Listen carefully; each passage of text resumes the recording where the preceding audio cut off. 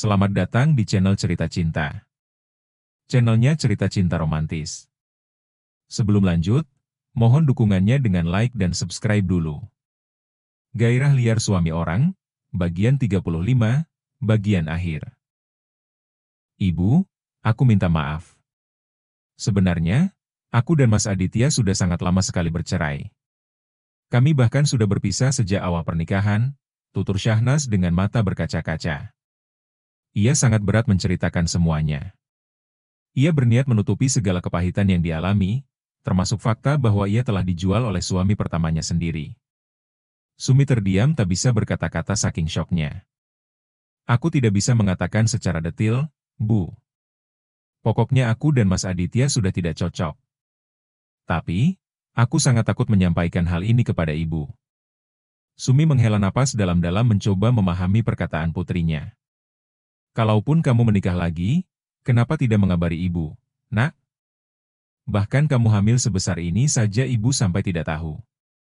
Sumi terlihat kecewa, keberadaannya seperti tidak dianggap oleh Syahnas sebagai ibu. Tolong maafkan Syahnas, Bu. Semua ini atas ide saya, sahut Jendra. Ia mencoba melindungi Syahnas, agar tidak menjadi sosok putri yang buruk di hadapan ibunya.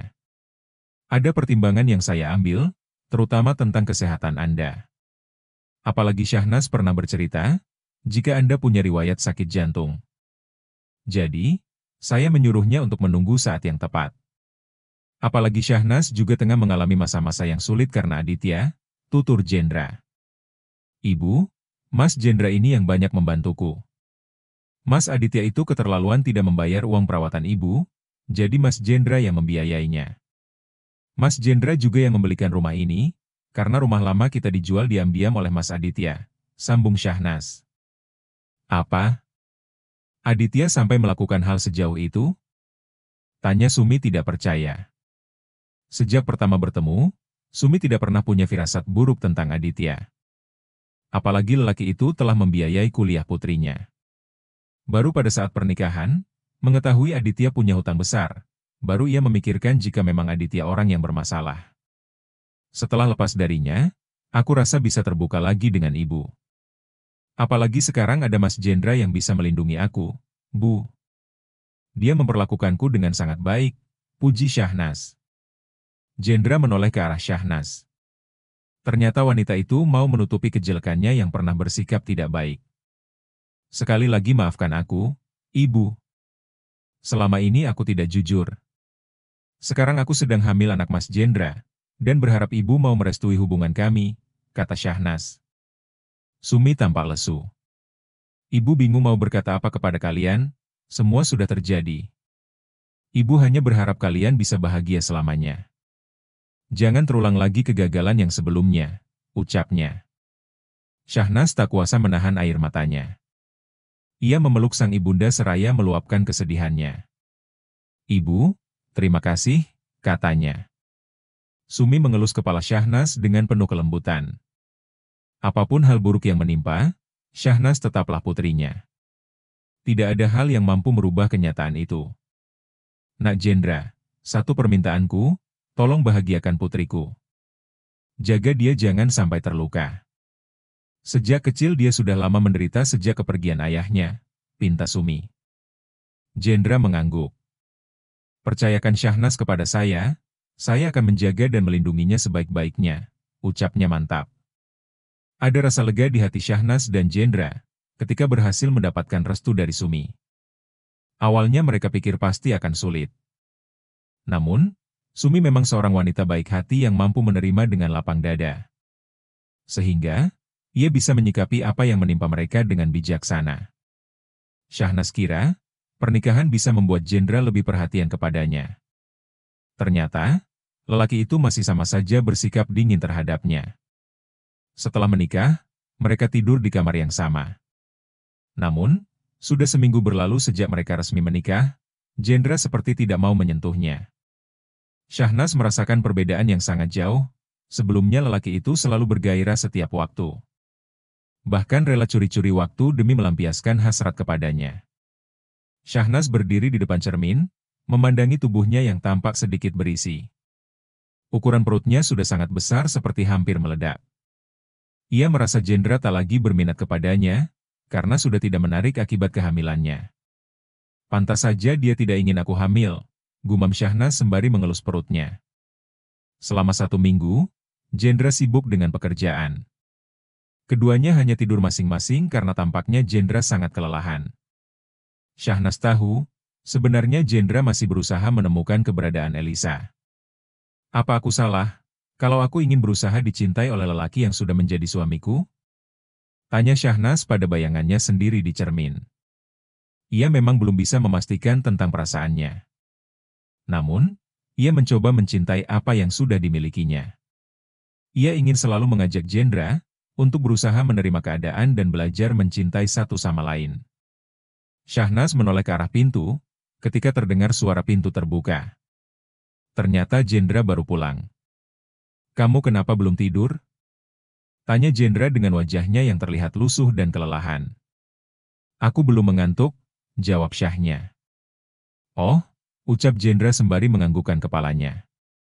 Selepas itu Jendra berjalan ke arah kamar mandi, tanpa mengajak Syahnas bicara lebih banyak. Seperti biasa, hal itu terulang lagi. Syahnas menunduk, merasa dirinya tak diinginkan lagi.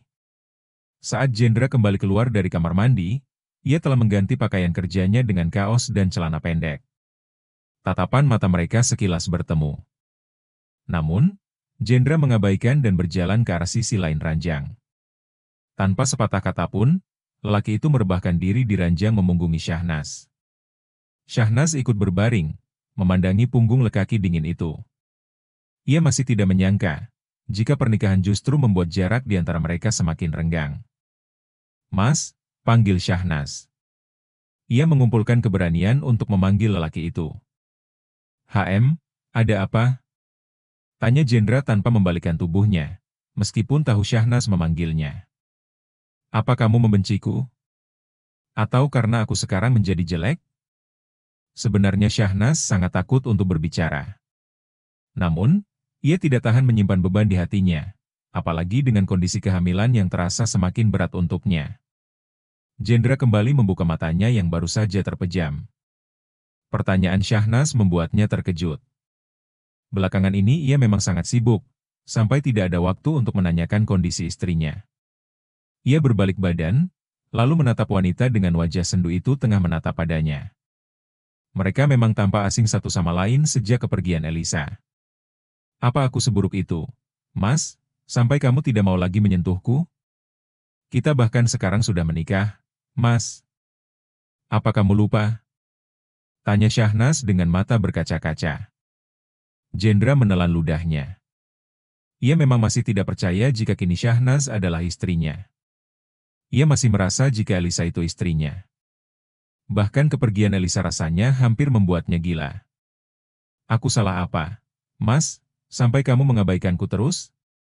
Selama ini aku selalu berusaha mematuhi kemauanmu, juga Mama. Aku juga akhirnya mau menikah denganmu, tapi kamu seperti tidak menganggap aku ini ada." Air mata Syahnas akhirnya meleleh. Jendra merasa bersalah. Ia mendekatkan diri, lalu mengusap buliran air mata yang mengalir di pipi sang istri. "Maafkan aku," ucapnya. "Aku tidak pernah bermaksud untuk membuatmu merasa kesepian, atau diabaikan karena kesibukanku." "Maaf, ya," bujuk Jendra. Air mata Syahnas semakin deras mengalir, suara tangisannya meninggi mendengar kata-kata Jendra.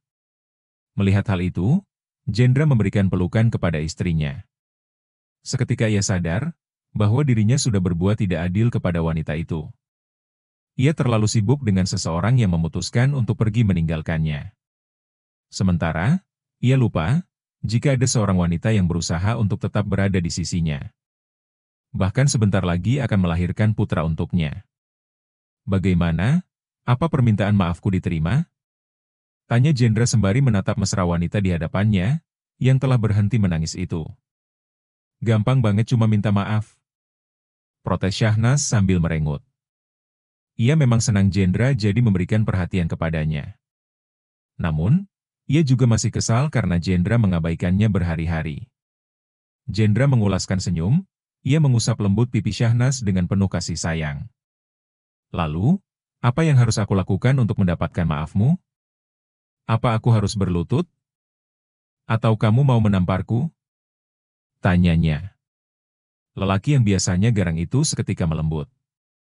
Syahnas menggeleng. Tolong, jangan abaikan aku lagi, apalagi diabaikan dari genjo dan nikmat pintanya. Ia memang tidak menginginkan apa-apa. Ia hanya ingin memiliki orang-orang yang mau mendukungnya, untuk bertahan di tempat yang ia rasa masih sulit. Ia sendiri masih berusaha, untuk terbiasa dengan status dan kehidupan barunya ini. Iya, sayang. Aku tidak akan melakukannya lagi. Apalagi soal kenikmatan, mana mungkin aku mengabaikannya. Aku janji, tidak akan mengabaikanmu lagi, kata Jendra dengan penuh keyakinan. Keduanya saling bertukar senyum. Wajah mereka saling mendekat, dan saling memagutkan bibir sembari memejamkan mata. Seolah malam itu merupakan malam pertama mereka.